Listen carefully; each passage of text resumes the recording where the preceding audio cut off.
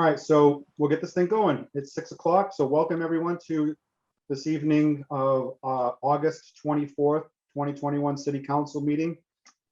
I can't believe the summer's almost over, but anyway, in the interest of the government transparency and regarding the deliberations and decisions made by the City Council and according to open meeting law, since this meeting was posted as a Zoom meeting, this meeting will be recorded by video and audio and will be conducted by remote participation. Additionally, all votes taken by the City Council during this and future remote meetings will be by roll call vote. If you are calling in on a phone, you can press *9 to request to speak. And if you are watching on a computer or device, there is a raise hand button that you can tap or press to request to speak. Please use either of these options during oral communications and the public hearing to be recognized to speak.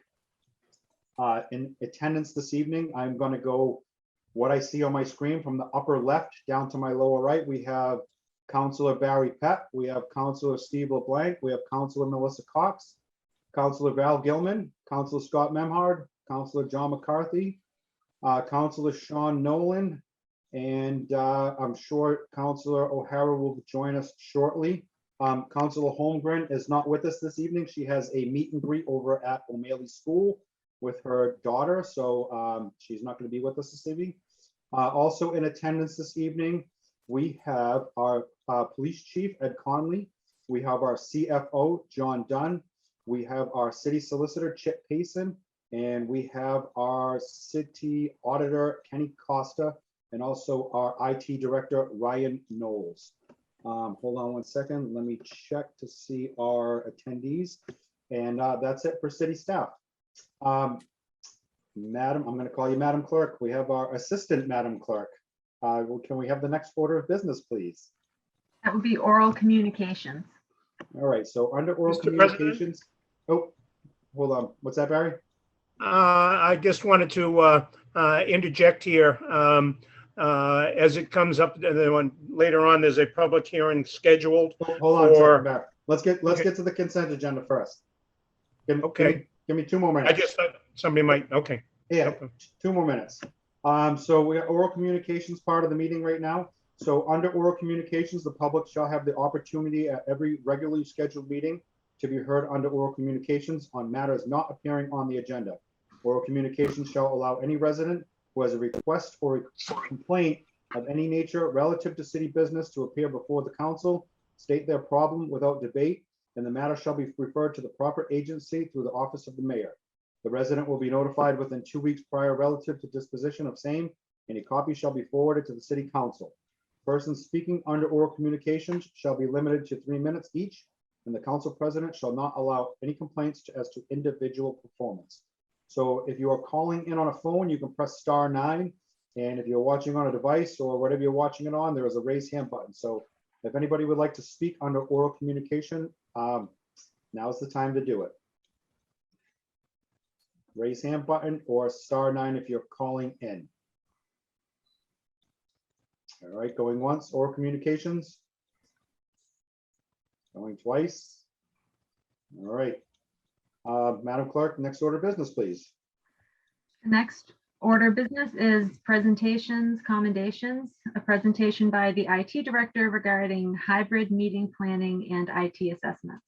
Thank you. All right, Ryan, you have the floor, bud. How's things going? You're going well. If could have a couple fewer telephone poles and trees come down, take my fiber down, it would be even better, but we're doing well. Can't complain.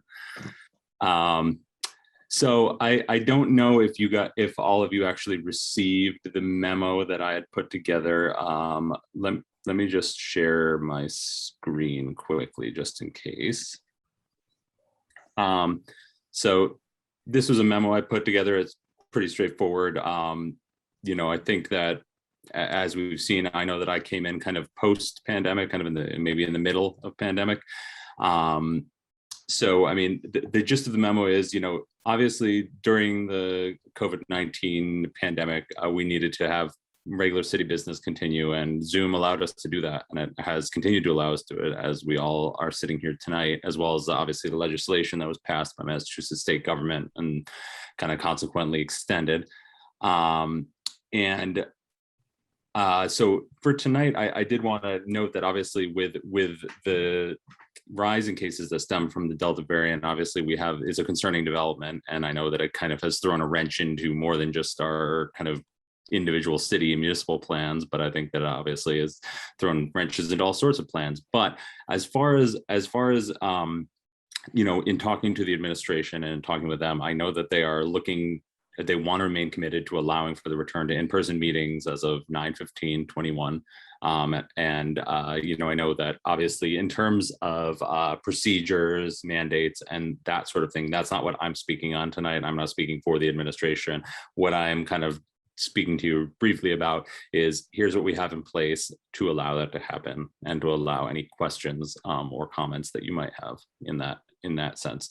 With all this being said, obviously we're going to remain nimble. We're going to remain light on our feet and able to pivot on short notice, as we always are, to allow all of you to continue to do this. If we need to go back to full Zoom or whatever may happen in the next couple months, we're ready and we're available and we're ready to meet these challenges, whatever they may be. So with that being said, can all of you see this presentation that I've got here? Yes, we can. Can you still see it? Yep. Great.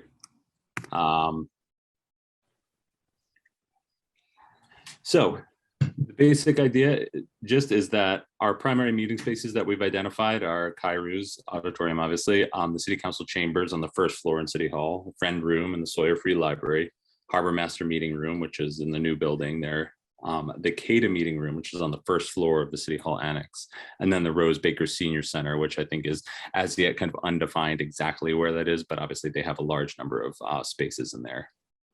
With those in mind, we have obviously the considerations of scheduling after hours access, because most of these places are city buildings and they are not typically open at the time that we may have these meetings. Custodial coverage, because we might make a mess. People need to use the bathroom, etc. The technological capabilities of these rooms, and then the actual capacity thereof in them. So one solution that I did want to make all of you aware of in terms of scheduling, because I think that is really one of the pieces that we're going to run into that we have maybe in the past, or as well as going forward may run into some issues with. The solution that I would love to try to implement is our Google Workspace, our Google Calendar. What this really allows us to do is to create physical spaces as kind of quote unquote assets that can be booked by both employees, city employees, as well as citizens. The physical spaces have their own dedicated calendars. So there could be a Kairou's auditorium calendar. In fact, there already is one of those, but City Council chambers, Harbor Master Meeting Room, we can call them something specific. They have their own calendars so that you can't go and, add 10 events on top of one another. It will tell you there's a conflict, so you can't double book it. The bookings are created as events, like a Google Calendar event, like you may import into your own private calendars.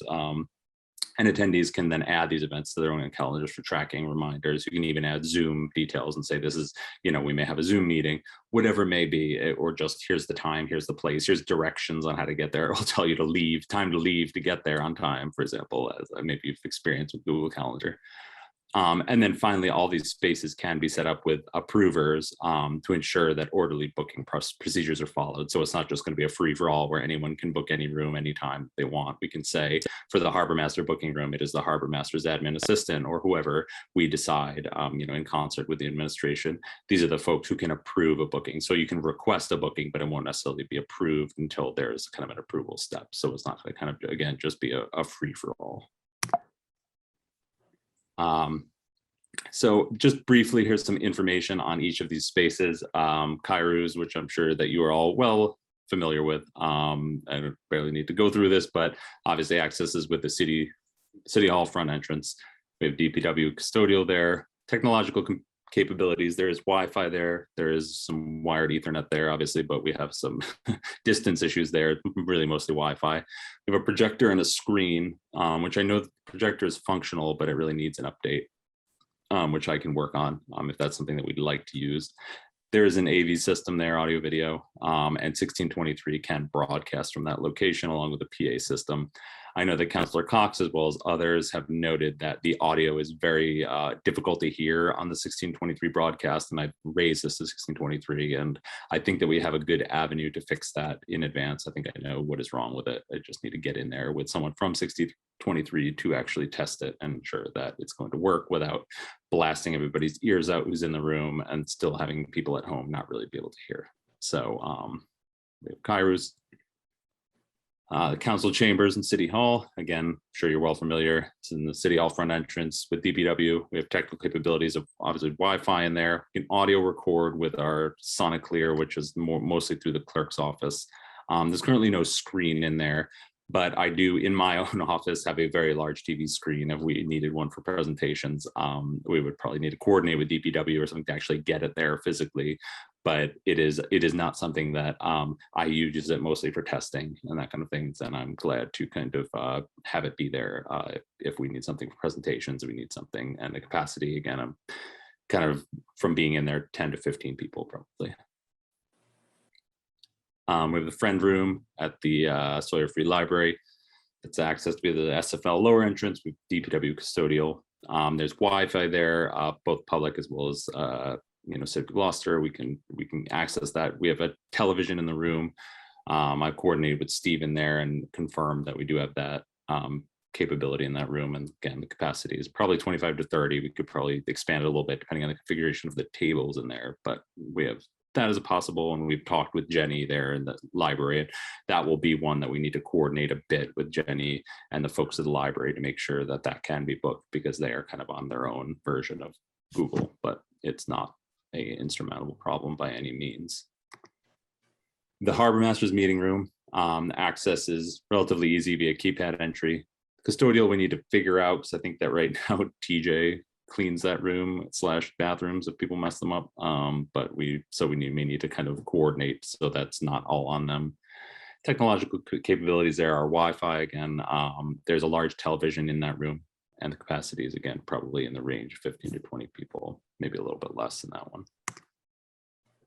CATA meeting room, which is down in the first floor in the City Hall Annex. So we have the CATA front door as well as CATA kind of quote unquote CATA for custodial. So we may need to work a little bit. Chris Siguranza and I have spoken to folks from CATA, and they have said that that is not a problem for us to use that, which is good. I think that we just want to make sure that we're respecting the space and we're providing some sort of, we're not leaving them messes or food or things, extra things to clean up, and them letting us use that space.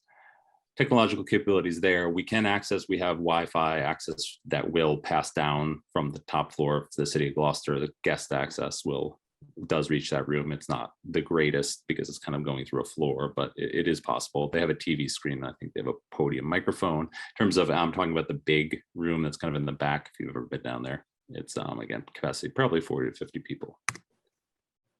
And finally, Rose Baker. Obviously, Rose Baker front door with DPW custodial. The technological capabilities in Rose Baker are a little bit, what I would call a little bit, they're not quite probably where they need to be in terms of doing presentations and stuff. There's not really any large screens for presentation video. They do have some televisions there. The Wi-Fi there is also, depending on where you are in the building, is a little bit spotty. And that the only way to really fix that is by rewiring the building, which is something I'm working on, but is not currently, as of today, something that is really, really strong in all parts of that building. Depending on if you're near the admin offices, it's not bad. If you're kind of in the back corner, it's a little bit questionable. And again, the capacity, we have multiple spaces in there, so we need to think about which one we're actually using. So I wanted to just run through that relatively quick and just open the floor for any questions. Again, procedural kind of, what are we doing? Do we have to wear masks? What, all of those pieces, those are really questions that I would want you to direct toward the administration. I'm not making those decisions, and I'm more presenting you with what our capabilities are and what's available. All right, do we have any councilor questions? Councilor Gilman and Councilor Cox. Can we take down the Yes, presentation? of course.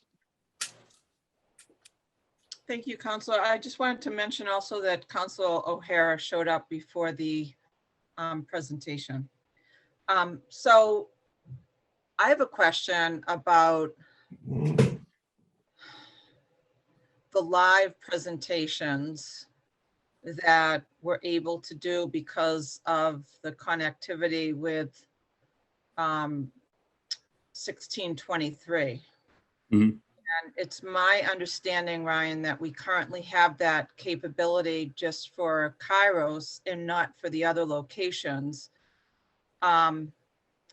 Yet this whole hybrid idea is really important, I think, not only to us, but for citizens of Gloucester. So I'm just wondering if you could, based on what you understand right now, if you could just explain how close we are to the possibility of having the fiber optics, whatever it is, from a technological standpoint to allow meetings to be live at any of these other locations, and how close, what it is we have to do to add to that, if you are. Sure. So one really nice possibility that we can look into, rather than necessarily going full hybrid and saying people are going to be able to kind of interact back and forth, because I think that presents some real challenges, and just in terms of how do you make it happen in the rooms. There's a capability of having a meeting stream via a Zoom meeting, similar to this. It wouldn't be kind of the Brady Bunch heads on screen. It would be more like a camera view of the entire room, with the capability of then, if someone has a presentation on a computer, being able to do what I just did and share the screen and have that live stream. It would be actually via 1623's. I think from what I understand and speaking with them, it would be via their YouTube stream. So it would be something that people with an internet connection could access that way. And so that's something that would not be a large technological hurdle. It would actually mostly be administrative, making sure that all of the pieces were set up correctly between City of Gloucester and 1623, and making sure that we had a kind of connection between a camera in the room as well as 1623 streaming it. So I actually have cameras that I can stream it with. So that isn't an insurmountable obstacle. So that's something that we can kind of just keep working with them on. Exactly. Yeah. And it's something that I would love to work with Rockport and Manchester to see what that capability is. And it sounds like they're doing a good partnership with some of our neighbors. I just want to make sure that we are continuing to do that with them, because I think they offer some technology enhancements that we could benefit from. Yeah, so that absolutely. That was my question, and I have a second question, but I'll wait to share the floor. All right, Councilor Cox. I appreciate the effort and everything into this, and I love the fact that we're finally discussing this, 2 weeks before we go back into a live meeting. Have you worked through the administration and requested ARPA money for some improvements to our space, such as ventilation, the screen? This is more than just access anymore, public access. And I know that's why you're here tonight, is to discuss your findings for trying to do a hybrid solution. But going back live, the building, it's not just about access to me, but I think we have enough money to be able to purchase a screen for the first floor conference room instead of transporting it back and forth from your office to the first floor. I think it would be a benefit to have a screen in that room for presentations and so on, but that's my So opinion. just to clarify, that it would not be going back and forth, and it was originally purchased, I believe, by my predecessor for that room. So it's not a like you're taking the screen that I use for all this stuff away. I believe it was originally purchased for that room, and it would not be something that I'd say, I need it back after the next meeting. It would go there and it would stay there. Okay, I was not clear Sure. on that.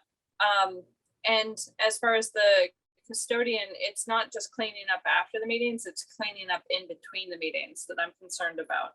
So just things, and I know that's not to your point, Ryan, but it just for our overall encompassing conversation for later in the meeting, is, going back live. And having a lot of other boards and commissions going back live to in-house meetings, it's about the sanitization and the ventilation and other things in our spaces. So. Yeah, and But- absolutely. And I don't want to speak out of turn toward those things because those are things that are a little out of my specific wheelhouse. But I think that they are worthy considerations for sure. And so you're pretty comfortable on the 15th that we're going to be able to move this forward into a hybrid situation? I mean, it's 2 weeks away. Yeah, so I think so. As far as I understand it, I don't know what the status of having a true hybrid situation is. As far as I know, from what the administration, what Frank and Chris and the mayor have spoken to me about, I believe that they want to go to in person with kind of what as close as to what it had been in the past. In terms of, again, the specifics of that is not a call I am making. That is something that they've communicated to me and said can be planned looking towards that. And so that's the kind of extent of my, I guess, words and ability to say something about it. So I don't want to Right. seem as though I'm trying to dodge a question, but I understand that you report to the administration, but it's our meetings, and I feel like we don't have enough say in how this plays out. So not on you at all. Thank you. Hold on, John, before we get over to you. Melissa, we do, obviously we're not controlled by the administration. We're our own group. So we can go back to in-person meetings when we as a council feel comfortable. The 15th is something that the administration has set forward for boards and commissions. We are outside the boards and commissions. And What is the state law? I thought we had until the 15th in order to go back in person with our meetings because of the governor lifting his restrictions. I'd have to find out. Chip's on. Chip, could you? Yeah, no, they extended it to, I think it's actually April of next year. All right. So the 15th of September comes up because there was a 90-day window that Okay, the yeah. governor was, but the legislature, the bill they passed gave it, it's like till April of 2022. So it's a ridiculously long amount of time. So. Mm. No, Yeah, it's so- not. So we'll have another council discussion on whether we go back live or not. And also I spoke with the administration the other day. They are going to purchase plexiglass to put in between each station. So when we do go back live, or whatever board and commission decides to go back live, there will be a divider in between each station. And I thought it was a good idea just because who knows how long this is going to be around for, or when it's going to come back, or whatever is going to happen in the future. I think it's just a good idea to purchase them. We have CARES Act money, and we may as well spend some of it on the auditorium where it's needed.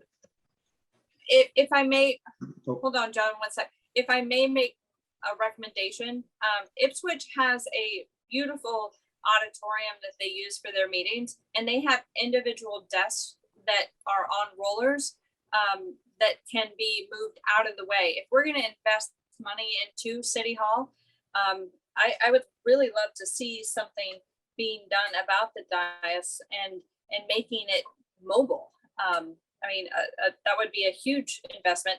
And then there's no wasted plexiglass, which you guys all know how I feel about plastic. But we would have mobile desks, and each of us would have a desk. And regardless of whatever board or commission uses the space, but then they can be rolled out of the way. So if we're going to truly invest in that space, we need to think about the bigger picture and really move forward with some changes in that. You guys know how bad it is on Middle Street Walk or events where that dais just gets in the way. I think that's a really good request to the mayor.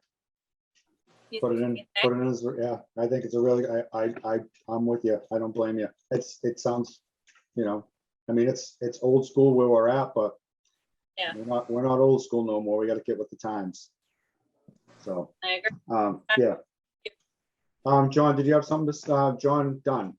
Did you have something to say real quick before we go to Council McCarthy? Yeah, just real quick. I just want to remind everybody that there is a fairly large City Hall renovation project that is moving along. We don't have definitive plans yet, but there is going to be, when we start doing that, just about every office is going to have to move out of its current location and probably go up to Kairou's for a while. So we have to kind of keep that in mind. So whatever the council thinks that they would like to see in the future, then that has to kind of go into this whole plan for the City Hall project, which is going to be a multi-year project. So my comment, bye now. Even more reason to have mobile space up there. So Yes. I'll get pictures and put it with the order. So there's a show and tell process there. Awesome. All right, thanks, John. Council McCarthy. Yes, for Ryan, just to clarify, Mhm. right now and on the 15th, are we going to be 100% able to hold hybrid meetings? That's my question. I think that there may be some of the public with this Delta variant around that are compromised, and I don't think that it would be fair. And I'm not trying to debate this now. I'm just trying to get an answer whether we can count and on being 100% hybrid on the 15th. So technologically, yes, except for Kairou's would be a little bit challenging just because of the space and the audio, and the size of the space is challenging, even though given the capabilities in there. But with that being said, again, Steve's point being an important distinction here, you all as a city council can make your own decision. You're not bound by the same rules as the boards, commissions, and committees. But that decision, I think, in terms of full hybrid or not, is again not something that's in my hands in terms of making that decision. So I am, if it is a decision that we want to do, I am glad to support it and can. But I am not going to make that decision for anybody at the moment. So. And I'm not asking you to, Ryan. All I was asking is what it would take to have Kairos be 100% functioning as a hybrid location. Kairou's maybe a time frame. Yeah, so Kairou's would take substantial improvements that would be fairly expensive. Probably I actually got a quote earlier this year for it in the ballpark of about $80,000. And in speaking some to John and speaking some to others, thinking about how and where we want to move forward, and I know that as John has said, we're looking at a large city hall renovation, and that whole project kind of coming up. So do we want to spend that money right now to make all these improvements and then maybe have to pull a bunch of them out or reconfigure a whole bunch of them while we do the renovation and then put them all back in, maybe for additional funds? I think I want it to be a respectful steward of whether it's ARPA funds or whatever the funds may be. I think that's coming from somewhere, and I want to be a respectful steward of those funds and use them strategically. So Kairou's is challenging because of the size of the space, and the actual wiring capabilities in there are, as you know, it's a very old space, and there's just not many places to both actually plug things in for electricity, but then also for things like connectivity. There's just not that much in there. And that would be the only large space that we have available to us, and it's not capable presently Of true hybrid now. Okay, thank you. All right, hold on one second, Val, before we get to anybody else have any councilor questions before we circle back to Val? All right, Councilor Gilman. Thank you. So I've got two thoughts. First of all, I see Melissa Texera is here. The school committee, working with Grant Harris, has kind of a hybrid model that they've now implemented to have live meetings. And what they've done is, from what I understand, I haven't seen it visually, but from my understanding is that they're still using their laptops for their photos, like Zoom.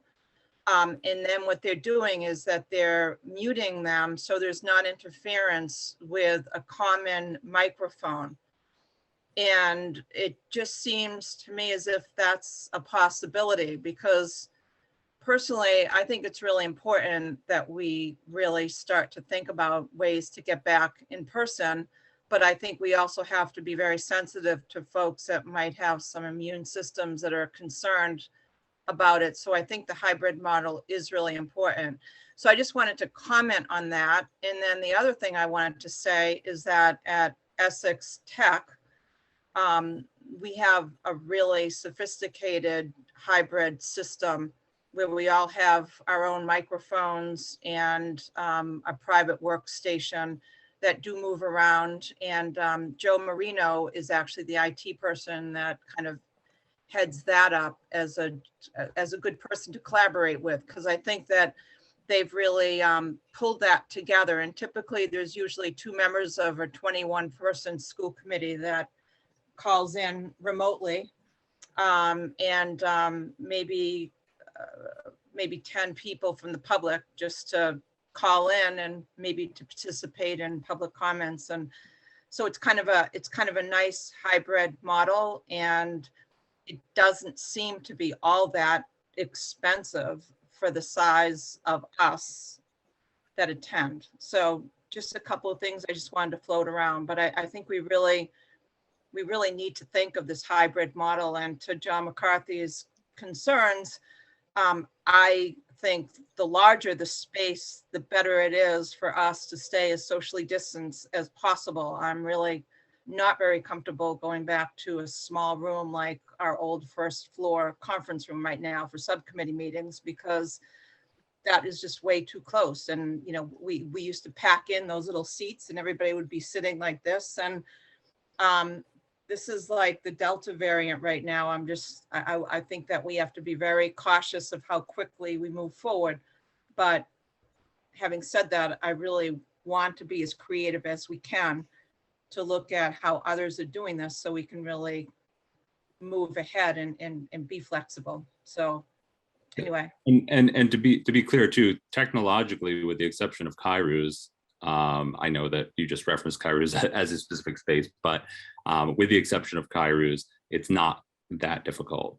I'm not saying that this is insurmountable. There's no way we could do it. We could do it, but I don't want to. Again, I'm not making that decision myself. I'm here to support whatever the decision may be on the part of the administration for boards, commissions, and committees, not for obviously all of you. So you know, if there's some way, you know, I am happy to support, because this is my job, whatever technological solutions that we want to implement, and I am confident that I can do it and my team can do it.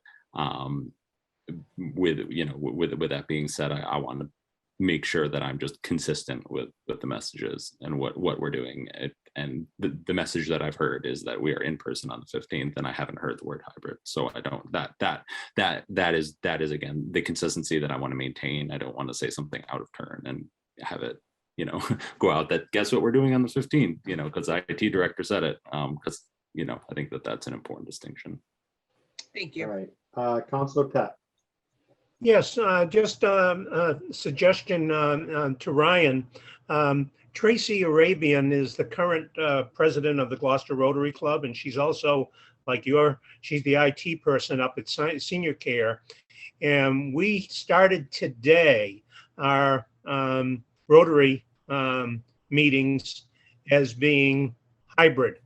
We did both live in person and via Zoom. And we did it we meet at Cruzport, which is a facility that has some, you know, there's technology there. We're able to spread out, et cetera. But I'm just letting you know that there was somebody here in the city that, you know, moved forward today. Today was our first try at it. They're going to make some improvements to it. But maybe if you get a chance, give Tracy Arabian a call up at Senior Care, and you could discuss, you know, what she went through, and maybe it'll help as you try to develop some of these models for us in the city. Sure. Thank you. Thank you, Barry. Any other councilor questions? Councilor Nolan. Ryan, thank you for the presentation. We got a little bit sidetracked with questions of whether we're doing the 15th or not. That's something that hasn't come up in front of us as council. We are very independent on that. I do, however, understand the fact that you've stressed on numerous occasions that the Kairos Auditorium is not the North Shore Voc or SSA Cultural. It's old. We do have limitations there, and it's going to be expensive. Same as the cruise port's modern. The Kairos Auditorium is old, and I hear you loud and clear, and I understand, and thank you for your time tonight. Thank you, Sean. Yeah, I agree with Sean. It's just an old building. If you guys can picture sitting at the dais and looking up at the balcony, you can see all the wires that have been run alongside the balcony to the cameras, and I just don't know where else we'd put. And to be honest with you, I mean, talking to our city solicitor, I have the decision whether we go back live or hybrid or whatnot. I want this to be a council decision, not my decision. And honestly, as of today, I don't see us going back live the rest of the year. That's just me personally, but we will have another conversation moving forward to see how things go in maybe a month or so. So Grace, maybe you want to put that on the agenda next month. First meeting of the month, we'll have another discussion on where we stand as a council discussion moving forward with in-person meetings. Like I said, I want everybody's opinion on this. We had a really good discussion on it a couple weeks ago, and I take that to heart. I don't want to put anybody in a position where they don't feel comfortable. Some people have different opinions on being vaccinated or on being not vaccinated, or being in person, or I don't want to put anybody in a position where that they feel uncomfortable or that they've been put in a position to be uncomfortable. So we'll make the moving forward as a council live together. So I just want everybody to know that. And like I said earlier, we're independent. We can go live or we can stay remote as long as we want, until we're forced to go back live. So any other questions, Councilor Cox? You say that we're independent, but we're not, because the part of this discussion that we're having tonight is whether or not Ryan is given the authority to address our request to have hybrid situations where we can have those meetings. So the public has basically begged us to make sure that that's the case when and if we go back live. We're independent on whether or not we go back live until April now, I guess, but we are not independent in the choices that are made for that building and what the public is asking for us to do for them. So I would love to see some more cooperation and information shared with us as to what Ryan is directed to research and move forward with. I mean, my time here is limited, but we have a responsibility not only to provide a healthy workspace for us, but a safe place for people to go view. And if they choose to not go and view that, we have proven that these Zoom meetings are wonderful and a great resource.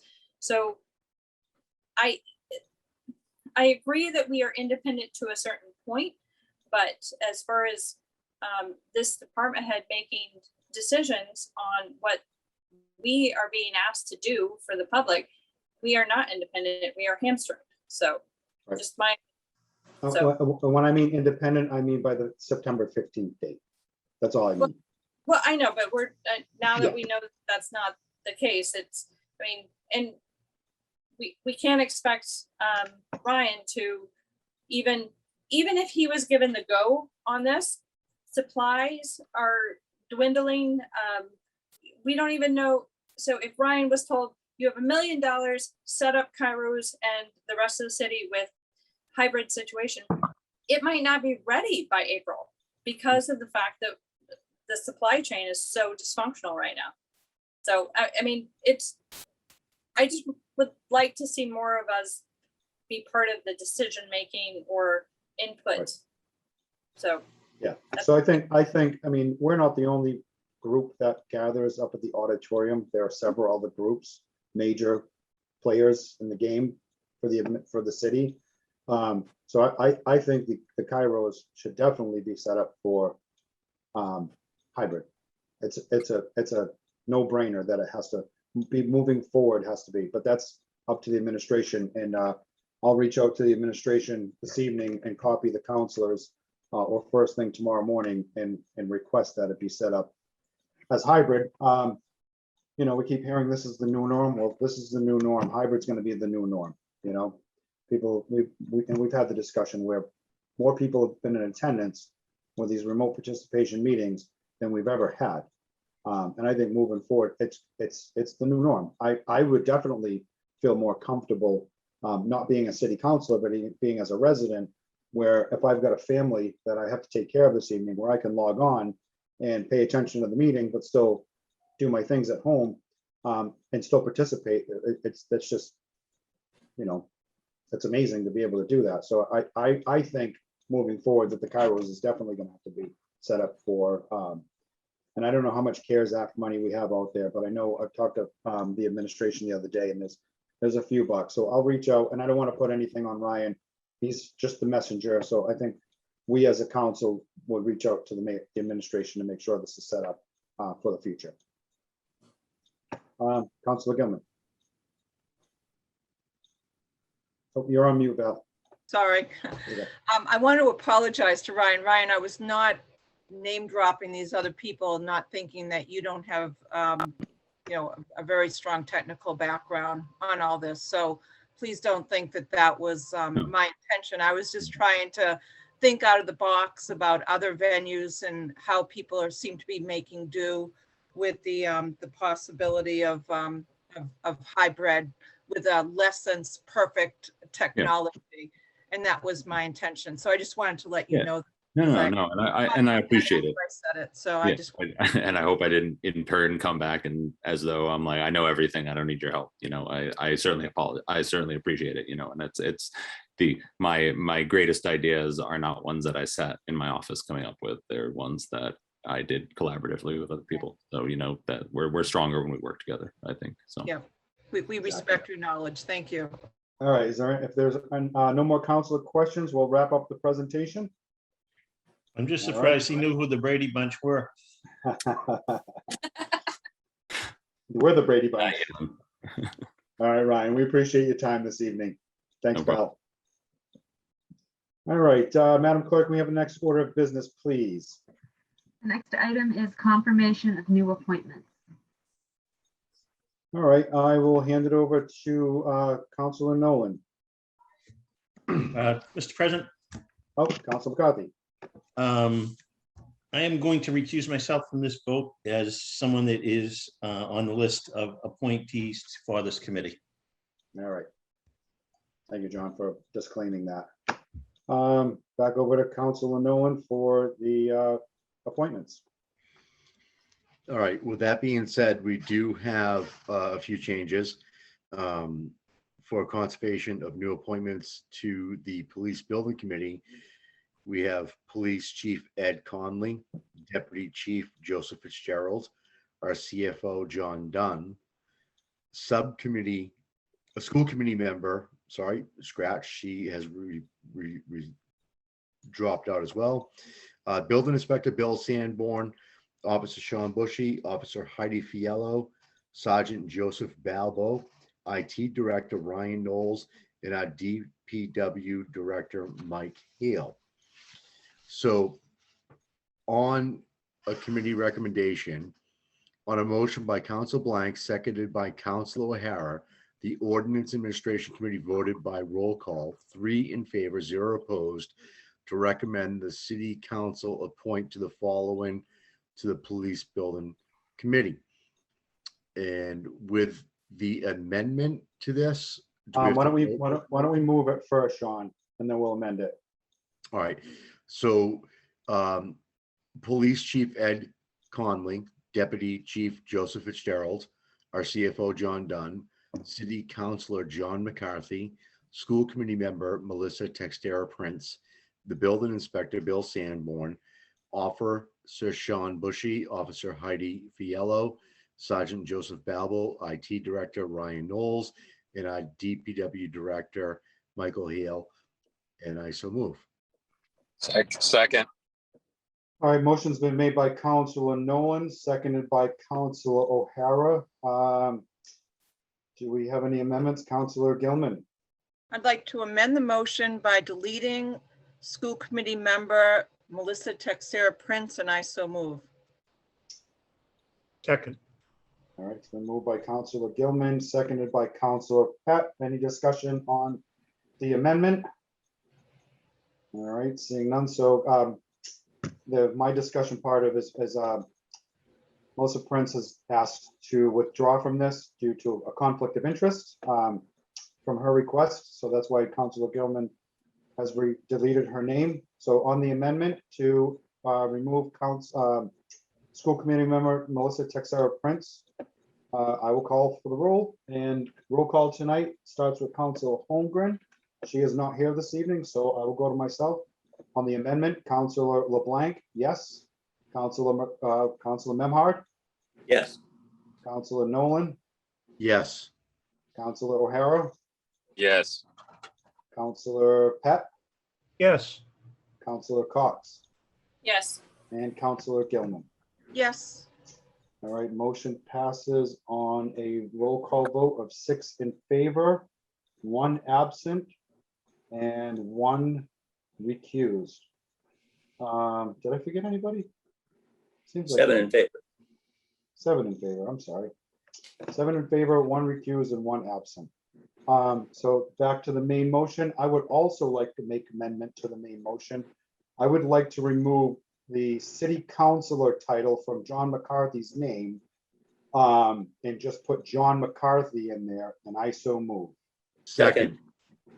All right, it's been moved and seconded by Counselor LeBlanc and Counselor Memhard. And my thought process on this, my discussion part, is I would not like to see John McCarthy step down from this board or this committee just because his term is ending on city council at the end of the year. He's probably got the most knowledge in the city about that building, and the next city council may appoint somebody to their wish to this committee. But just because John is a city councilor at this moment, I would not, it would be a disservice to the city to have him nullified at the end of his term. So that's why I want to remove the city councilor part of John McCarthy. Just put John McCarthy on there so he stays a member of this. Any other discussion? All right, seeing none, I will call for the roll. Counselor LeBlanc, yes. Counselor Memhard, Yes. Counselor Nolan, Yes. Counselor O'Hara, Yes. Counselor Pat, Yes. Counselor Cox, Yes. Counselor Gilman. Yes. All right, motion passes on a roll call vote of 7 in favor, 1 recused, and 1 absent. All right, so now we're back to the main motion with the amendments. Is any other discussion on this?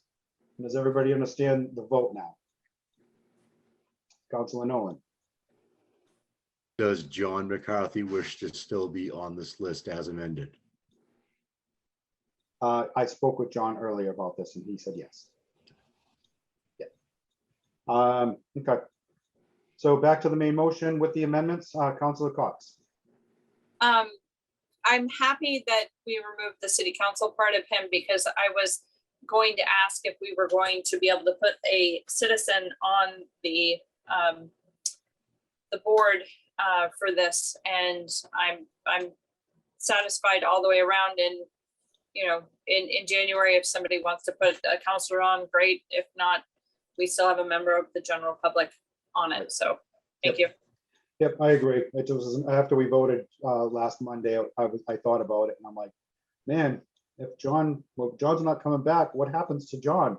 And I reached out to him and he said he would love to stay on the committee even after being a city councilor. So. And he's a great resource to be there. He is, exactly. That's why we're doing this evening. All right, so back to the main motion with the amendments. Does everybody understand? Okay. Counselor LeBlanc, yes. Counselor Nolan, Yes. Counselor O'Hara, Yes. Counselor Memhard, Yes. Counselor Pat, Yes. Counselor Cox, Yes. Counselor Gilman. Yes. Motion passes on a roll call vote of 7 in favor, 1 recused, and 1 absent.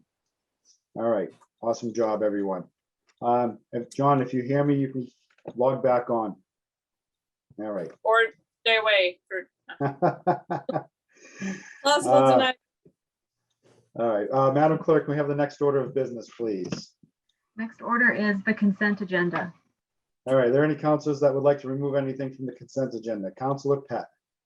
Yes, at the request of Councilor Cox, I'd like to remove the special, the public hearing for the parking on Prospect Square till the next meeting which is going to be on Wednesday, September 15th, the day after the primary election. So it'll be 2 weeks and a day after today. Or Okay. 3 weeks, whatever. Okay, you want to, we should make that in a motion to move it. Okay, so moved to do that. Second. All right, it's been moved and seconded to amend the consent agenda. Any other discussion? Anybody would like to move anything else? Counselor Gilman? I just have a question of clarification. I don't understand that that is on the consent agenda. Isn't that part of our It's on the- scheduled public hearings tonight and not on the consent agenda? We're just putting it out there so the public has a memo before we get to the, we'll do it formally when we get to the public hearing part. All right, That's, yeah, I I want to make don't, sure that we're clear on that. So that's Yeah. fine. yeah. So no, we just didn't want people to be sitting around, waiting to speak on the hearing. We wanted to let them know that it was going to be postponed. Right, so Counselor Gilman is right. It's not on the consent agenda, so we're just doing the consent agenda. So this is a formal request information. All Okay, right. thank you. Yeah, I don't have the consent agenda in front. I mean, I don't have the consent agenda in front of me. I just have I do, but I'm going by the template. So anything else? Information, consent agenda? All right, so with the consent agenda, I'll entertain a motion as is. So moved. Second? Oh, sorry. All right. So And- moved, sorry. And I'll second it. It's been Counselor moved by Cox. Counselor Cox, seconded by Counselor Gilman. All right, Madam Clerk, next order of business, please. You need to do a roll call vote on accepting the consent agenda. I'm sorry, we do. Counselor LeBlanc, yes. Counselor Nolan, Yes. Counselor Memhard, Yes. Counselor O'Hara, Yes. Counselor Pat, Yes. Counselor McCarthy, Yes. Counselor Cox, Yes. Counselor Gilman. Yes. Roll call of 8 in favor, 1 absent. And I have my list in front of me. I'm just doing it by looking at everybody. So I apologize if I'm out of alphabetical order. All right, Madam Clerk, next order of business, please. That would be the Budget and Finance Standing Committee report of August 19th. Thank you, Madam Clerk. I'm going to hand it over to our Budget and Finance Chair, Councilor Melissa Cox. Are you okay? I'm hot. I had the air conditioner on. I shut it off. I'm like, yeah, I'm okay. That's why my thing's moving behind me. I I know. So I put forward to consent agenda. Now you're messing me up. I put forward a consent agenda for your approval. Good Lord. All right. Objections, any questions? Seeing none, I move the Budget and Finance consent agenda. Seconded. Melissa, do you All want to highlight some of the highlights? Here we go. It's been moved by Counselor Cox, seconded by Counselor Memhard. Any discussion, Counselor Cox? I just would like to bring to everybody's attention the plethora of funds that we're getting into the health department. $156,000 grant, no match. Another $150,000 grant, no match.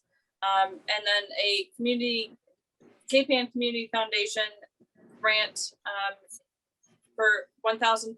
So we're doing nothing but bringing in money here. All right, that's awesome. All right, so motion's been made for unanimous consent agenda for budget and finance by Councilor Cox, seconded by Councilor Memhard. Any other councilor discussion? All right, seeing none, I'll call for the roll. Councilor LeBlanc, yes.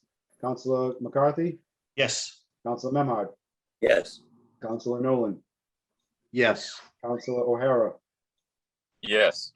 Councilor Pat, yes, Councilor Cox, Yes. and Councilor Gilman.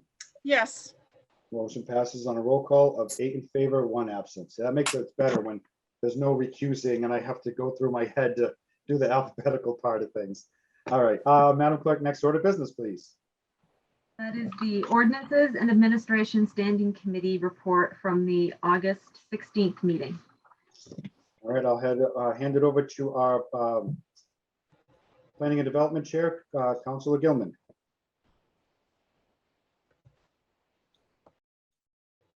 So it was ordinance and administration. So you want me to read this because it was my motion? Nope, I'm sorry, yeah. Okay. Oh, hold on one second. So Council- I skipped through this. Okay. This new template's messing me up a little bit here. A lot of red ink. It's Yeah, very, it's messing me up. So we have a new template that we're going by here, everybody. So people in the audience, I like the old template better. So Yep. I'll hand it over to our Ordinance Administration Chair, Councilor Nolan. Thank you, Councilor President. So one would be 2021-16, Councilor Gilman requested the City Council vote to extend the use of Plum Cove School as the Ward 4 Precinct 2 polling location for the September 14th, 2021 primary election and the November 2nd, 2021 municipal election and future elections. So the committee report was on a motion by the Ordinance Administration Committee, voted by roll call 3 in favor, 0 opposed, to recommend in accordance with the changes in the state election laws pursuant to Chapter 255 of the Acts of 2020, as amended by Chapter 5 of the Acts of 2021 on July 29th, 2021, that the City Council evaluate and report on whether such a change would have a desperate adverse impact to the polls on the basis of race, national origin, disability, income, or age, and not later than 3 days prior to changing the polling place, and make publicly available on the city's website at the office of the city clerk's report on its evaluation. And I so move. Second. Motion's been made by Councilor Nolan, seconded by Councilor O'Hara. We do have 2 motions for this. Councilor Gilman. Yeah, I just would like to say 2 things. First of all, in terms of a narrative, first of all, it has been made very clear to us that there's no disparate adverse impact, because the moving of this from the Lanesville Community Center to the Plum Cove School is only about maybe a quarter of a mile away. So nothing really changes. What does change is the opportunity to have a more spacious, socially distant venue for the voting for these elections, as well as any future elections, which we wanted to cover. I also wanted to state that the school committee did vote on this to support this in early August. So it's been in front of them.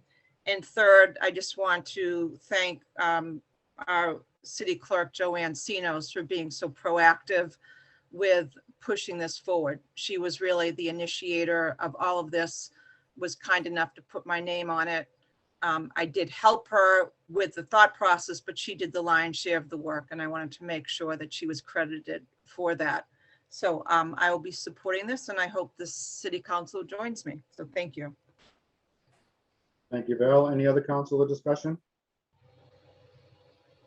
All right, seeing none, I will call for the roll. Councilor LeBlanc, yes. Councilor McCarthy, Yes. Councilor Memhard, Yes. Councilor Nolan, Yes. Councilor O'Hara, Yes. Councilor Pat, yes, Counselor Cox, Yes. Counselor Gilman.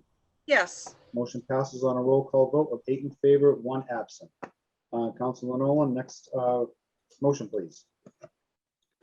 On a motion by the Ordinance Administration Committee voted by roll call, 3 in favor, 0 opposed, to recommend, in accordance with the change of the state election laws pursuant to Chapter 255 of the Acts of 2020, as amended by Chapter 5 of the Acts of 2021 on July 19th, 2021, that the City Council vote to extend the use of Plum Cove School, 15 Hickory Street, as the Ward 4 Precinct 2 polling location for the September 14th, 2021 preliminary election and the November 2nd, 2021 municipal election and future elections, and I so move. Second.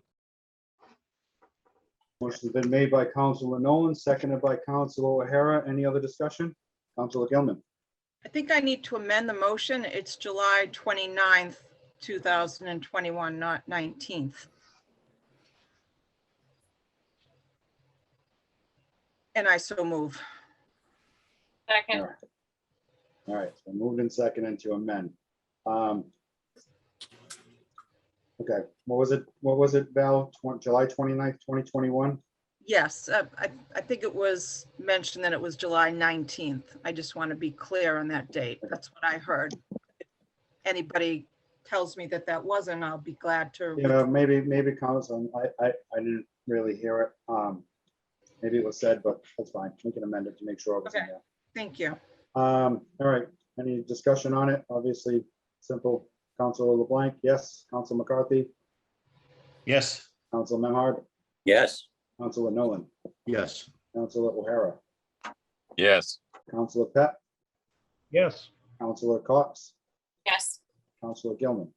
Yes. Motion passes to amend. Roll call of 8 in favor, 1 absent. Back to the main motion. Counselor Nolan, any other discussion? All right, seeing none. Counselor on the roll call, Counselor LeBlanc, yes.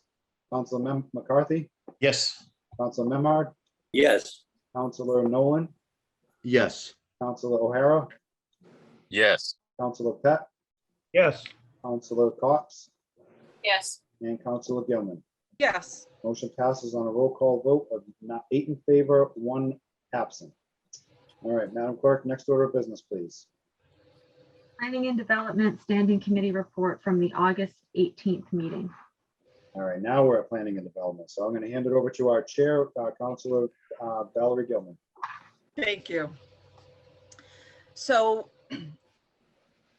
for the special event permit application, request for street closures for ceremony on Shore Road on September 25th, 2021, I move that we withdraw this request. Second. All right, motion's been moved by Counselor Gilman, seconded by Counselor Nolan. Any discussion, counselors? So this was a very, very thorough conversation, which was very much appreciated both by SEAC and P&D. This was something new, this request, and I really appreciate the detail that we went into. And this would have been something that it was about closing off a part of a private road with statutory public rights, but for a matter that wasn't for a 501c3 or something that would be giving back to the city. So it was precedent setting. And we had a really very collaborative conversation with the applicant and her fiance. And this was the decision that was made. So they're going to be working this out with police detail and will not be asking for closure. That's the reason why the motion to withdraw. So. Okay. Yep. Good. Thank you. Good. I'm glad this was resolved before we got up here. All right, everybody understand what we're doing here? Which is withdrawing it. Counselor LeBlanc, yes. Counselor McCarthy, Yes. Counselor Memhard, Yes. Counselor Nolan, Yes. Counselor Yes. Counselor Pett, Yes. Counselor Cox, Yes. and Councilor Gilman. Yes. Motion to withdraw passes on a roll call vote with 8 in favor, 1 absent.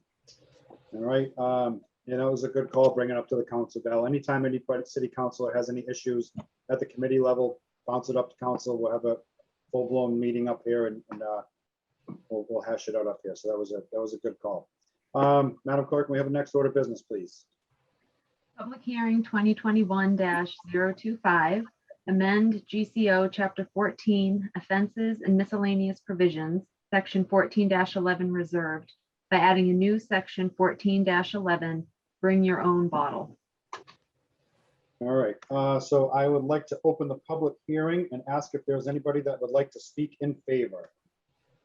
If you are calling in on a phone, you can press *9. If you are watching on a computer or device, there is a raise hand button. Anybody would like to speak in favor? Or we do have our city solicitor, Chip. There we are. I'll go ahead and speak in favor, I suppose. I'll just give an introduction here. Mr. President, members of the City Council, thank you. Over the past several months, the chairwoman of the licensing board and the council president and I have had various conversations about drafting and passing a possible bring your own bottle ordinance. As I understand it, the law as it currently stands in Gloucester, as in other municipalities throughout the Commonwealth, is that since there's no BYOB ordinance, it's presumed that BYOB is legal. So this raises a number of concerns, most specifically that such a presumption means that there are no rules or regulations governing BYOB, let alone whether or not it should be allowed in the first place. The early sense from the chairwoman of the licensing board and her colleagues was that BYOB should be legal in Gloucester, but only under certain circumstances and with certain approvals. So the licensing board had me research what other communities in Massachusetts have done regarding BYOB ordinances. And we looked at Springfield, Boston, Amherst, Weston, and Greenfield, all which had pretty comprehensive BYOB procedures on the books. As a result of that, I compiled a list of issues to consider and met with the licensing board at one of their meetings over the summer. And after a lot of discussion, they made some concrete suggestions about what should be included in the ordinance. I drafted that ordinance and then sent it over to them. They reviewed it, made a couple small changes, but that's what's before you tonight. So the licensing board chair is here if she wants to weigh in, and also the police chief, who has a role in this if it comes to it. If he's here with if you have any questions too. All right, thank you, Chip. Our licensing board chair, our birthday girl. I want to wish our licensing board chair, Melissa Prince, a very happy 28th birthday before we move forward. Thank you, Steve. I appreciate it. Would you like to speak in favor of this? So yeah, I just want to say briefly, I mean, I asked Chip Hasten to speak on behalf tonight. He has a very thorough understanding of this ordinance. He has the legal knowledge behind it and advised us very well as we drafted this ordinance. This ordinance was drafted by myself, John Lamarand, who wanted to be here tonight, but unfortunately had another engagement. We had Assistant Chief Joe Fitzgerald and Sergeant Sean Connors that weighed in as well from a public safety perspective. And as you can see, we developed, like Chip said, a pretty comprehensive regulation that doesn't leave many questions unanswered, whether you're the permittee or the person that will be going into the establishment with their own booze. So from a public safety perspective, I wholeheartedly support and encourage you to adopt this regulation because it puts safety measures in place that we expect from our licensed restaurants, like the tip certification, the knowledge when not to allow someone to keep drinking if they're under the influence, having liquor liability insurance, things like that. You'll notice that this ordinance doesn't allow any alcohol besides malt and wine and beer. And there's a certain time frame on it as well, just to keep the peace in certain circumstances. So again, like I said, it's very comprehensive, answers questions most people would have about BYOB. And I just strongly encourage you to accept this regulation as written by City Solicitor Chip Hazen. And I truly appreciate his help on this. It was a tremendous amount of work in a very short period of time. And I appreciate all the efforts that he gave us to get this forward to you. All right, thank you, Melissa. Anybody else that would like to speak in favor? Hold on, Barry, we're gonna get a council of questions shortly. It wasn't a question of council question I was going to ask. I saw that John Orlando was on the call, and I thought I was going to ask him to weigh in, that's all. Okay, hold on, we're, is there anybody who'd like to speak in favor or in opposition? John, now's your time. You don't have to wait. Okay, so I'm here as the new member of the licensing board. I was not involved in the initial discussions, so I'm really here for information. Okay. Anybody else that would like to speak in favor or in opposition? If you're calling in, there's a *9. You can press *9 to request to speak. If you're watching on a computer device, there is a raise hand button. Anybody else would like to speak in favor or in opposition? All right, seeing none. Madam Clerk, do we have any communications? There are none. All right, now we're to councilor questions. Any councilor questions? All right, seeing none. I don't have a question. I just have, well, I'll wait till after the committee report. No councilor questions. I will close the public hearing and call for the committee report. Councilor Nolan.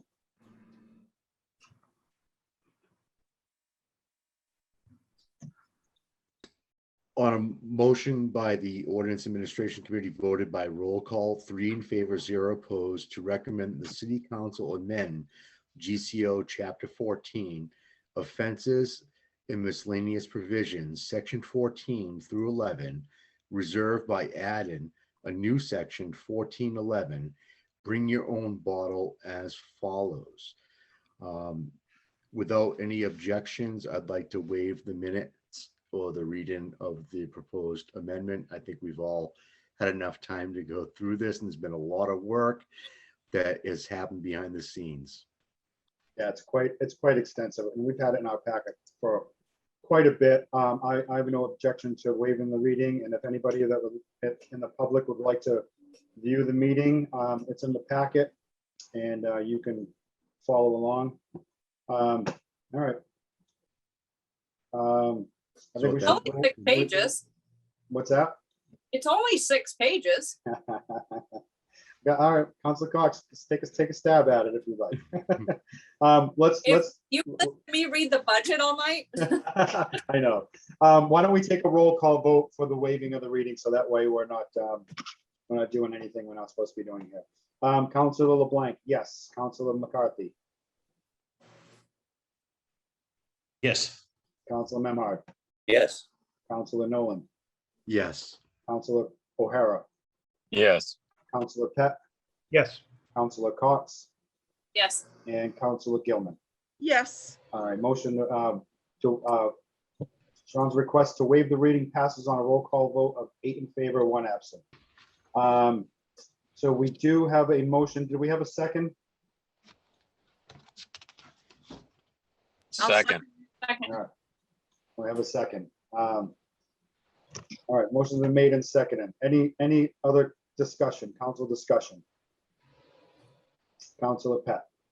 Just a thank you to Council Payson and to Sean and O&A and the licensing board, Melissa, happy birthday as well, et cetera, for this extensive work, et cetera, and bringing this forward. I think at the end of the day, hopefully it'll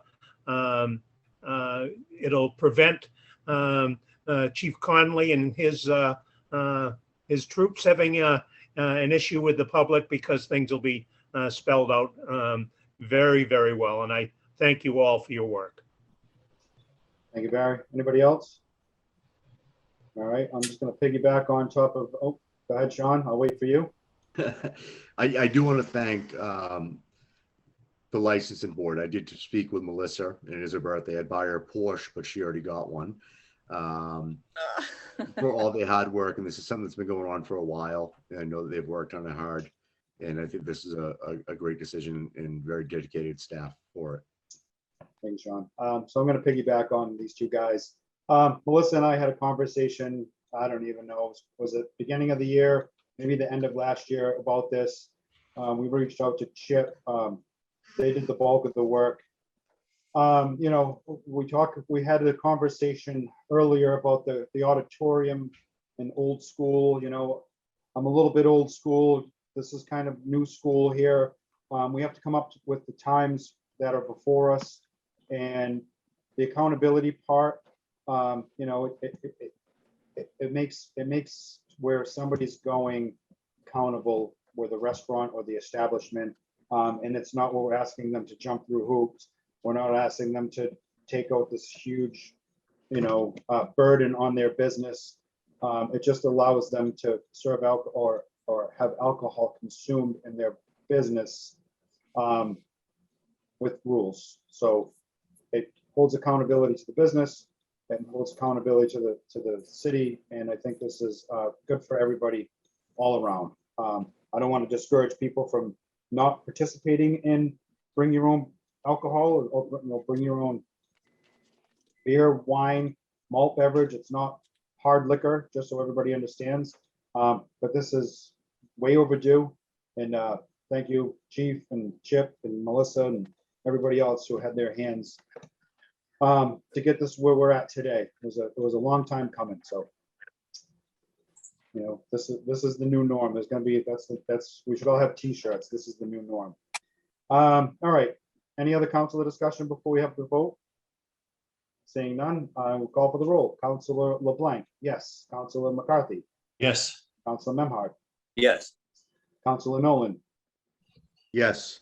Councilor O'Hara, Yes. Councilor Pett, Yes. Councilor Cox, Yes. Councilor Gilman. Yes. All right, motion passes on a roll call vote of 8 in favor, 1 absent. All right, Melissa, thank you for taking time out of your special day. Go off and have a good time. Happy birthday. Thank you all very much. I appreciate it. Have a great night. You too. Happy Thanks a lot. birthday. Bye-bye. All right, Madam Clerk, next order of business, please. Hearing 2021-026, amend GCO Chapter 22, Section 22-70, parking prohibited at all times, and Section 22-291, tollway zones regarding Prospect Square. All right, Councilor Pat.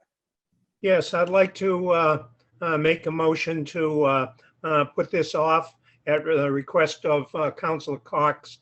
Has some residents that had some more input. We're going to meet later this week to discuss it. And I'd like to move it to the City Council meeting of September 15th, Wednesday, September 15th, not Tuesday, the 14th. That's the primary date. So we'll be meeting then, and I'd so move to move it, that hearing to that date. All right, it's been moved. Do we have a second? Second. All right, it's been moved by Councilor Pat, seconded by Councilor O'Hara. Obviously, it's self-explanatory. Councilor LeBlanc, yes. Councilor McCarthy, Yes. Councilor Memhard, Yes. Councilor Nolan, Yes. Councilor O'Hara, Yes. Councilor Pett, Yes. Councilor Cox, Yes. and Councilor Gilman. Yes. Motion to postpone till September 15th passes on a roll call vote of 8 in favor, 1 absent. All right, Madam Clerk, next order of business, please. For council vote, the warrant for the September 14th, 2021 municipal preliminary election. All right, So so I'm, right, we may as well. So we'll do a little bit more formal. I'll move to adopt the warrant for the municipal preliminary elections to be held on September 14th, 2021. Second. All right, we have a motion, and it moved and seconded by Councilor LeBlanc, Councilor Cox. Self-explanatory, everyone. Roll call, Counselor LeBlanc, yes. Counselor McCarthy, Yes. Counselor Memhard, Yes. Counselor Nolan, Yes. Counselor O'Hara, Yes. Counselor Pat, Yes. Counselor Cox, Yes. Counselor Gilman. Yes. Motion passes on a roll call of 8 in favor, 1 absent. Don't forget to go in and sign the document at City Hall and clerk's office. Yes. All right. And Madam Clerk, we have the next order of business, please. For council vote, the decision to adopt special council permit 2021-003, Rogers Street number 9, map 7, lot 15, GZO section 2.3.49, restaurant with outdoor seating or with takeout constituting more than 20% of total business, 1.2.1 purpose, and 5.18 marine industrial district. All right. Counselor Gilman, would you like to do this one or you want me to do it? Sure, I'd love to. I move to adopt. Second. There you go. It's been moved and seconded by Counselor Gilman, seconded by Counselor Cox. Counselor, we'll do for the roll call. Counselor LeBlanc, yes. Counselor McCarthy, Yes. Counselor Memhard, Yes. Counselor Nolan, Yes. Counselor O'Hara, Yes. Counselor Pat, Yes. Yes. Counselor Cox, Yes. Counselor Gilman. Yes. Motion to adopt has been approved. Roll call, 8 in favor, 1 absent. Madam Clerk, next order of business, please. For council vote, the decision to adopt special council permit 2021-001, Cross Street number 12, map 50, lot 18, GZO section 2.3.17, conversion to or new multifamily or apartment dwelling, 4 to 6 dwelling units. All right, Counselor Gilman.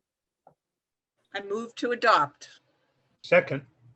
All right, it's been moved by Counselor Gilman, seconded by Counselor Pat. I will call the roll. Counselor LeBlanc, yes. Counselor McCarthy, Yes. Counselor Memhard, Yes. Counselor Nolan, Yes. Counselor O'Hara, Yes.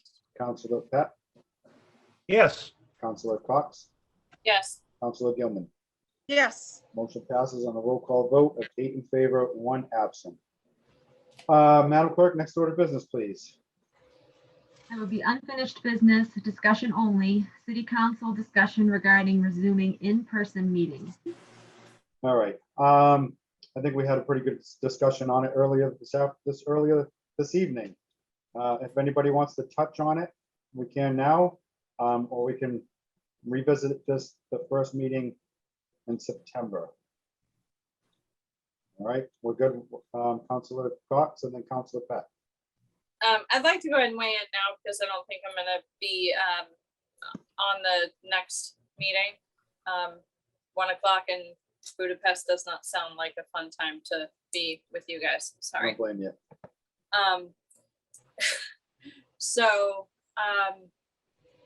I think my hesitation to go back to full in-person meetings has some to do with the hybrid situation, but also equally to do with ventilation and safety protocols. All of our facilities get used a lot by a lot of different people. Most of our facilities are open to the public. So I just want to make sure that there's heavy sanitation being performed between the meetings.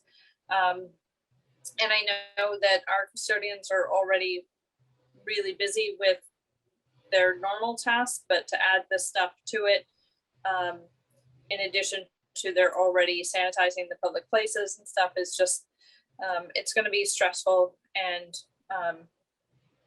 something that we need to work through. Ventilation is also an issue. It's one of the things that our schools are struggling with is having the right ventilation for proper social distancing and so on. And then in addition to that, I would like to see that we are, reporting if we are vaccinated, if we are not vaccinated, and then you know, anybody that's not vaccinated, encouraging or requiring them to wear a mask. And, you know, those are my concerns. So So the ventilation, so what's wrong with the ventilation? Me bringing my personal fan and Sean bringing his personal fan and your personal fan, that's not good enough for ventilation? I'm just kidding. it's good in my office, but you know. No, I agree. You know what? I don't miss those. Imagine being there tonight. Imagine the sticky. Oh, it's hot. Yeah. Oh, God. I agree. I mean, you heard what I said earlier today. Yeah. This evening. I honestly, unless something changes next month or whatever going forward, we're probably going to stay like this for the rest of the year. Councilor Right, Pat? but we are also stewards for the next group that are coming in January, and you know, I'd like to, like I said earlier, the parts and components to these things, these solutions are not going to be easy to get. Right. So the sooner we have the discussion and the plan, the better. Gotcha. Councilor Pat? Yeah, just I think that again, we did have a good conversation early, but I think it's very important that we keep on top of this. I think that we should keep it up on the list as unfinished business for discussion and input as Ryan, you know, learns and comes up with some suggestions. As John Dunn said, you know, says we have X number of dollars to work on things. Obviously, Kairos itself is, for us, is the most important space. It's very old, very out of date. It's sort of like our, you know, our roads are for horses and buggies, not for cars. Work needs to be done. We need to spend money on it. And it's not just the city council that meets there. Again, the planning board, the zoning board, and other, you know, other groups. So I'm just asking that we keep it on the unfinished business for at least for discussion. If someone has, you know, ideas or something else, recommendations, to bring it up and continue that on a regular basis. And hopefully by April, we'll be in a much better place in the world and have some better, you know, ideas and plans in place for our city. Thank you, Barry. Yeah, like I said earlier, Grace, if we can just put this on the first of every month, moving forward, that way we'll have the discussion. Councilor Gilman, did you have your hand up?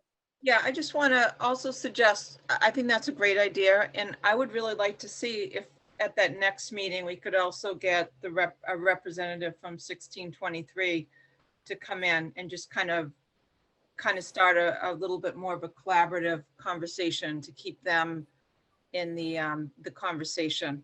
You know, they're the ones that have always provided on-site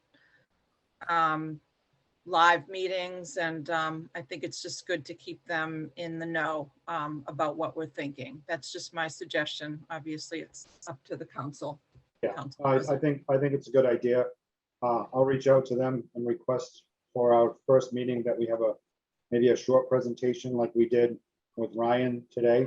So then when we do circle back to our unfinished business part of it, we can bounce a couple things off each other from that meeting. So I'll formally request that they come for our first meeting in September and let us know what they're doing with their updates for the auditorium and remote meetings. Thank you. Councilman Memard. Just following up on that, and obviously, as you say, City Hall and the auditorium are used for multiple purposes, and we are our own body, but we rely on working with our city assets and having that as our common meeting space, having it as City Hall, the house of the people, and all the rest. It would be helpful just to follow up at a future meeting on John Dunn's comments about the longer term coming restoration efforts on City Hall itself, so that we're up to date on that planning and a picture of what is in mind for the space, and making sure that we have an opportunity for input into what those plans are, so that how they affect us and our accessibility for the public are included in that planning process. Thank you, Scott. I agree. I've been here 10 years. Melissa's been here 10 years. Val, what are you going on? 4 or 6? 6? 6. 6. Sean, 6. Scott, 6. You know, we've got some people that have been here quite a while that know the ins and outs of that auditorium, that could benefit in our opinion moving forward and what we would like to see. Like Melissa said earlier, you know, we got a council coming in. There's going to be a lot of new people in there. Some are going to have a little bit of experience, some are going to have none. So it's up to us to really help set the next council up, and not only the next council, future councils. So be a great example for us to move forward with the administration and really have our 2 cents before we've got 10 meetings left, council meetings.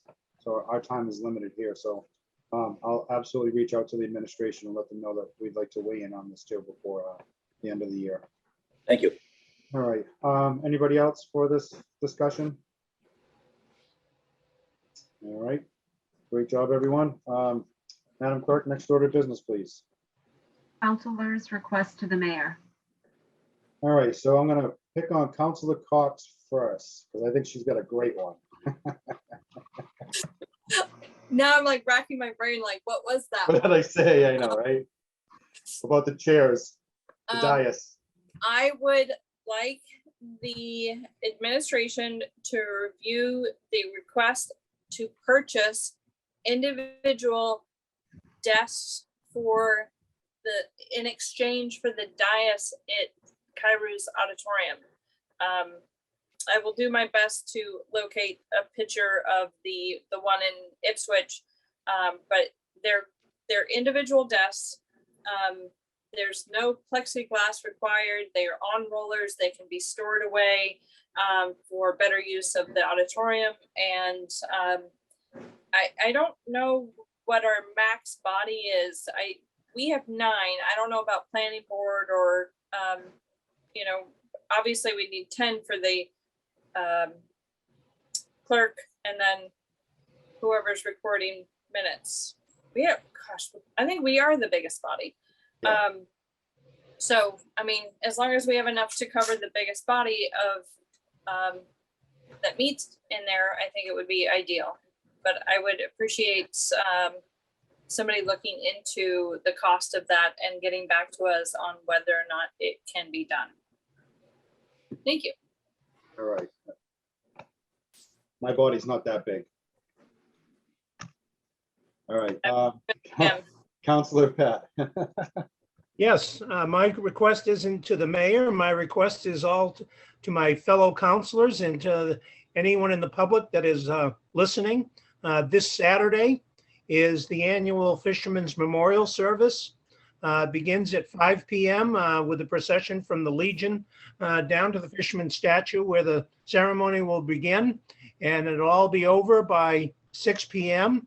And our speaker this year is the grandson of the captain of the Albatross, which was lost 70 years ago when it was on its way back into Gloucester with its crew of 13, when it was struck by a tanker. The speaker's grandfather was the captain, and he was able to get the entire crew of 12 off onto the one lifeboat, and which some people actually had to cling on the side of the lifeboat.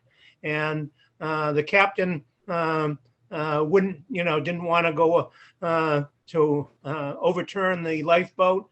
And when the vessel sank, he ended up being sucked down under. So he was lost. The 12 other crew members all were saved, and there will even be pictures of those other 12 crew members, all from Gloucester. So people may know family members or friends of family members, again, from 70 years ago. Be a very interesting service, and we ask you to come join us if you're so desire. It's supposed to be the first nice day coming this week. Thank you, Barry. That'd be interesting. And if anybody has Gap Lafada's number, can you email it to me or text me? I'm trying to get a hold of him. I sent him an email and he hasn't responded back. So I don't know if anybody on the council's got gaps. I might all look. All right, thanks. Thanks, Scott. Councilor O'Hara.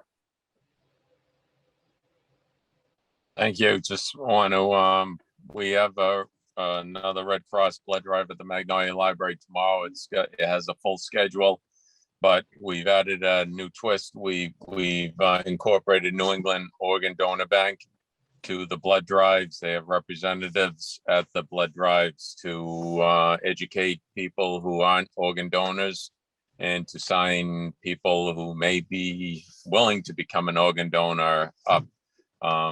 So you're welcome to stop by. And the next blood drive is Tuesday, September 7th. And I know there are plenty of openings. And I ask people just to be considerate if you're going to take an opening, because the openings have been, we've been very fortunate that the schedules have been filling up, but the unfortunate part is many don't show up. So if I ask that if people are going to take the time to make an appointment, please either cancel or show up, because it's so many people want to participate and donate the gift of life. I appreciate it. Thank you. Thank you, Jamie. Councilor Nolan. I have no questions for the administration, but I would like to almost piggyback off of Councilor O'Hara. The Magnolia Library is a community center that's been there for a long time for a lot of people through good times and bad. They have a capital improvement drive they're working on right now. If I could reach out to people to share it on their Facebook for any donations that they could do, would be wonderful. Without this building, we wouldn't have elections in the area. We wouldn't have a space to gather for free community involvement, the blood drives, the donor drives. It's just a wonderful, wonderful community center, and they could use some help right now. So if anybody would look into that on their Facebook page or the magnolialibrary.org, I'd appreciate that. Thank you. Thank you, Sean. Council Memhard. Thank you. First, I'd just like to thank Councilor O'Hara, thank Jamie for his inclusivity about the New England Donor Organ Donor Bank. Obviously, I'm somebody who has been a recipient and very grateful for the services like the blood draw, but the organ donation is just so crucial, and the technology of today's medicine is such that it is, but it relies on people to contribute and to donate. So thank you, and I'm glad that our Magnolia group is right on top of that. For the mayor, and also for my fellow councilors, two issues here in East Gloucester and Ward 1. I am aware, and many of you may be as well, that we're in the typical fall issue of lifeguards being in short supply. And this year is the same or worse perhaps than in other years. And I know that the administration and DPW have been able to find alternative staffing solutions to departing students to help provide some coverage at our major beaches. But as of right now, I believe that Winkersheek has some coverage during the week, and they're trying to provide coverage both at Winkersheek and Good Harbor on the weekends, and that's about the extent of it.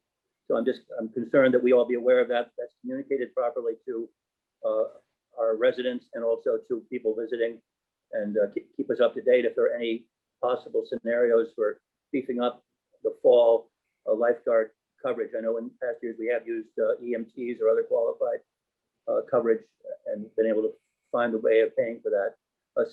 Secondly, we've had a chronic issue at Good Harbor Beach and in the so-called Saratoga Creek with E. coli contamination, which has resulted in the creek being posted as off limits and unsafe for swimming in. And that's happened occasionally in past years, but it hasn't happened all summer long the way it has happened this year, when obviously the beaches have been in very high demand and popular demand. So we have postings. I'm just concerned that we all be kept aware through the Board of Health and the DPW about resolution of that, and also making sure that people are properly informed so that we don't have any people getting sick as a result of this particular problem. Thank you. Thank you, Scott. Councilor McCarthy. Yes, back at our BNF meeting on August 5th, myself and Councilor Menhard submitted a bunch of questions to the administration. We followed that up in writing the next day. There's been very little response to these questions. The general counsel said that he wasn't involved in the issue and he didn't know anything about it. I just renew our request to have these questions answered. This is about an HR investigation. I think we have the right to know and have answers to those questions. And if they're not going to answer them, please tell us that you're not going to answer them, and maybe we would invoke our power to bring the HR director or the investigator in front of the council. Thank you. All right, thank you, John. Councilor Gilman. So I have three things. First of all, if you haven't seen Coda, you've got to go see it. It is the best movie my husband and I have ever seen.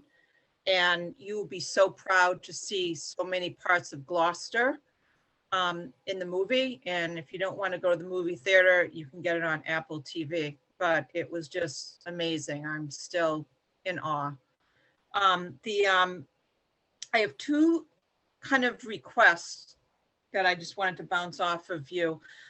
First of all, I am living right now in the issues of private road repair, as well as the issue of public roads and how we can begin to start gradually adding onto that again. And I guess I would like to suggest that maybe it's time to have another Mike Hale presentation with all of us on the city council. It's not just in my ward, it's people all over the city are talking about Beach Road and Brightside. And I mean, it's just something that we need to talk about. And I think it would be really helpful. There are a lot of new people that are running for office and they're hearing this from our constituents as well. And Mike did such a fine job the last time, kind of giving us all an update on it. And there's some new things that we might want to talk about. For example, if there's a possibility for increased infrastructure funding from the federal government coming down to Massachusetts, maybe there's an opportunity to lobby for more Chapter 90. So it's just an opportunity where I think it would be really helpful for us to gather together and listen to Mike again so we can have this conversation. So I asked Councilor LeBlanc if you would consider that as a possible matter that would be really helpful to put on a council meeting. And then my last matter is a little bit, it's kind of on the same note of just needing to focus a little bit of extra attention, and that's on the issue of coyotes. We, particularly in this ward right now, we're just totally overwhelmed with coyotes everywhere. And I'm very comfortable with the protocol, but there are a lot of people that are not. And I think it might be really helpful. Chief Conley did a great job putting me in touch with animal control, and animal control have given me several groups that are willing to come in and do a Zoom forum. And I'm thinking that maybe that would be timely. And if this council wanted me to help organize that, I would be happy to do that. I would just need a person to schedule the Zoom meeting. But I have the material, and I think we could just have a panel. Either that, or we could just refer it to the Animal Advisory Board and ask Councilor Memard to take a leadership role in that, so it doesn't have to be my issue to bring forward, rather the group that can really talk about it. But there have been a fair amount of small animals that have been attacked. Some, you know, I just swallowed a bug. I think that's someone telling me to shut up, but I literally just swallowed a bug. Oh my God. All right. But anyway, I'm just thinking that maybe referring it to the Animal Advisory Board would be a good thing, and know that I've got the material from both Jamie and forgetting the other woman's name, but Coming your way. yeah. Oh my God, it didn't taste good at all.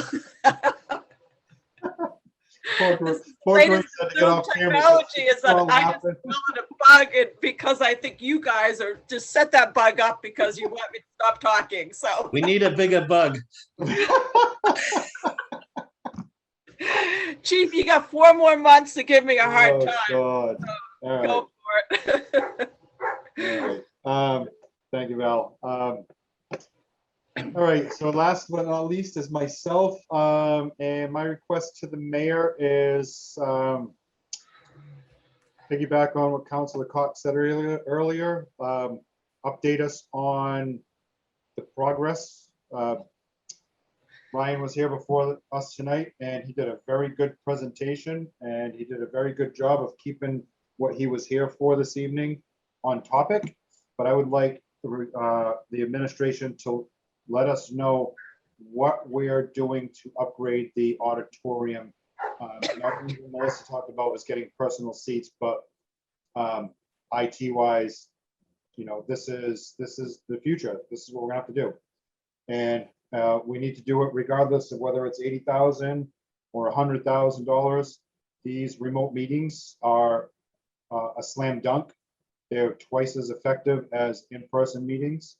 And I think that moving forward, if the auditorium is updated and we could do these, then so be it. So that's my request, to find out where we are in the timeline as to when it will be updated, so we can hold not only council meetings, but you know, the other meetings that go on up there. All right, anything else before we leave? Any other unfinished business? All right, Val, go get a glass of water so you don't choke. So I will entertain a motion to adjourn. So move. It's been moved. We have a second? I'll Second. All right. Councilor LeBlanc, yes. Councilor McCarthy, Yes. Councilor Memhard, Good night, yes. Councilor Nolan, Yes. Councilor O'Hara, Yes. Councilor Pett, Yes. Councilor Cox. Yes. Councilor Gilman. Nope, you're on. Yes. There we go. Motion to adjourn is on a roll call of 8 in favor, 1 absent. Great job tonight, Grace. And Scott, if you've got GAP's number, can you send it along to me? I'll give it a look, yeah. All right. Good night, everyone. Have a good week. Good night. Thank you. Bye, everybody. Thank you.